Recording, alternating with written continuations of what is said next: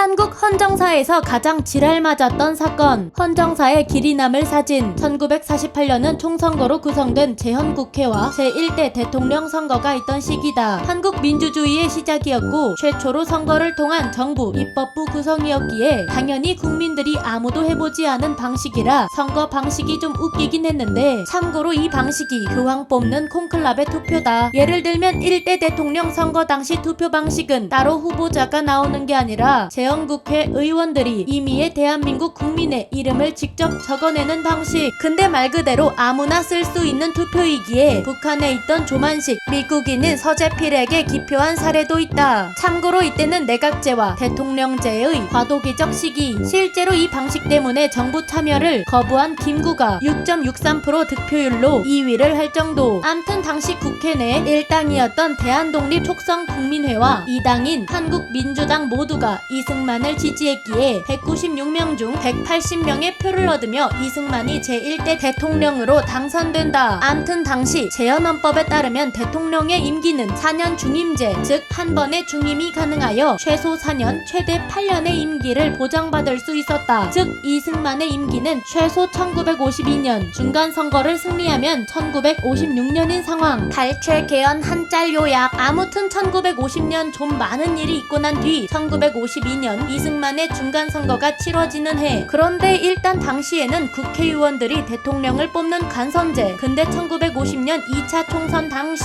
이승만 지지 세력이 대거 탈락. 이에 이승만은 국민이 대통령을 뽑는 직선제로 헌법을 개정하려고 했는데, 의외로 짤에서 말하는 거 다 맞는 말인 게 함정. 당연히 의회에선 전쟁 중엔 지도자를 교체하지 않는 심리를 이용한 것임을 간파. 개헌안 표결에 찬성 19, 반대 143표로 압도적으로 여시나 처먹으라는 반응이었고, 개빡친 이승만은 정치 깡패, 계엄령, 심지어 야당 국회의원 억류 등의 수단으로 국회를 굴복시켜 결국 초유의 기립 표결로 발췌 개헌을 기어코 통과시켜 직선제로 전환, 중간선거를 통해 연임에 성공한다. 하필 또 야인시대 이승만 배우가 맡은 역할이 로물루스. 어쨌든 연임에 성공한 이승만 정부. 그러나 시간은 또다시 흘러 임기가 끝나가는 1954년이 된다. 이때 이승만은 헌법상 2회까지만 가능한 연임 제한을 초대 대통령에 한해 면제하려고 한다. 심지어 헌법에 정규 조항이 아닌 부칙을 끼워 넣는 일종의 수정헌법 형태로 꼼수를 부리는데, 이렇게 하면 초대 대통령 이승만은 연임 제한 규정이 헌법상으로는 없으므로 N선이 가능한 것. 연임 제한 어림도 없다.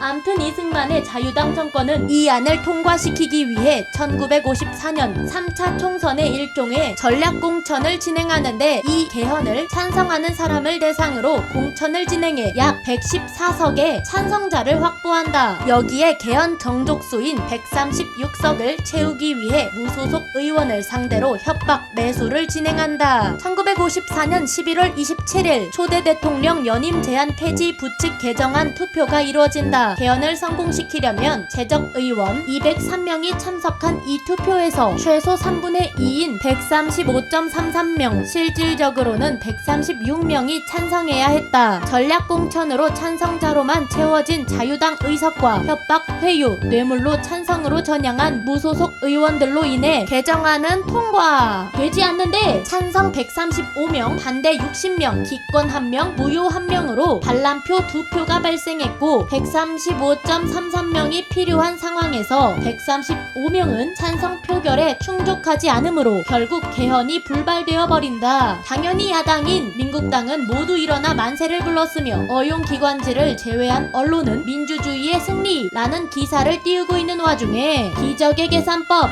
이에 단 한 표 차이로 진 거에 정신이 붕괴된 자유당은 다음날 긴급 의원총회를 소집. 서울대학교 수학교수, 인하공과대학장까지 불러서 어떻게든 짜맞추기 위해 대가리를 굴린 결과, 조용순 법무부 장관은 0.333이라는 숫자는 독립된 주체가 아니기에 4452의 논리로 버리고 135표로도 개헌 정족수에 도달했다는 유권 해석을 내린다. 이게 뭔 개소리야 라고 말하는 펜부쿤. 근데 그거 니들이 맞는 반응이다. 이 논리는 헌법조항을 보면 성립이 될 수가 없는데, 1. 헌법조항에는 3분의 2 이상의 찬성이라고 규정. 2. 203의 3분의 2는 135.333, 이보다 작은 135표는 3분의 2 미만이고 136표부터 3분의 2 이상. 4. 3. 수학적으로는 개헌 정족수 135.333보다 크거나 같고 135.333은 135 득표수보다 커야 되고, 즉 개헌 정족수는 득표수보다 커야 된다는 명백한 결론. 4. 게다가 국회의원 같은 자연인을 분리할 수 없고 135는 엄연히 135.333보다 작은 수. 이 발표를 듣고 개빡쳐서 국회 부의장 멱살 잡는 이철승 의원. 어쨌든 이러한 기적의 개선법으로 11월 29일 본의회에서 법이 억지로 가결된다. 당연히 이를 듣고 스턴 상태에 빠진 야당 의원들은 씨발 지금 내가 뭘 들은 거지? 라는 반응과 함께 이걸 선포한 국회 부의장을 향해 돌격한다. 그렇게 해서 윗짤 같은 명짤이 탄생한다. 참고로 이것도 고증이다. 이에 자유당의 정치 깡패인 이정재 및 동대문파가 난입, 야당 의원들을 위협하자 조병옥 박사님이 대놓고 칼을 시전하며 저항하는 등 당시 속기록을 보면 쉴 새 없이 쏟아지는 폭언과 고성이 가득하다. 아무튼 도저히 회의를 진행할 상황이 아니기에 가결선언 몇십 분 만에 산회를 선포하기에 이른다. 그 당시 현장에 있던 최연소 국회의원 김영삼. 당연히 이걸 들은 시민들은 씨발을 외치며 자유당을 존나게 조롱했고, 심지어 소장파 자유당 의원들도 이건 아니지 않냐며 아예 자유당을 탈당해 민주당으로 이동했을 정도. 이때 이승만에게 이거 미친 짓이라고 말하며 자유당을 탈당한 인물이 바로 김영삼이다. 아무튼 이 사건은 한국 민주주의 최대의 치욕이자 조롱 중 하나로 기록되었고, 1960년 4.19 혁명으로 이승만이 하야한 이후 고려대 학생들 주도로 4.4.5입과 발췌개헌을 내란죄로 규정하여 이승만과 측근을 내란죄로 고발까지 할 정도이다. 참고로 위에서 4.4.5입 당시 반란표 2표가 나온 것을 기억하는가? 이 반란표 2명 중 1명은 국회 부의장을 역임하는 민관식이고 1명이 바로 김두한이다. 근데 이게 신년보다는 자유당 내 최대 파벌인 이기붕이 그냥 싫어서 엿먹였다는 게 현재의 정설. 끝!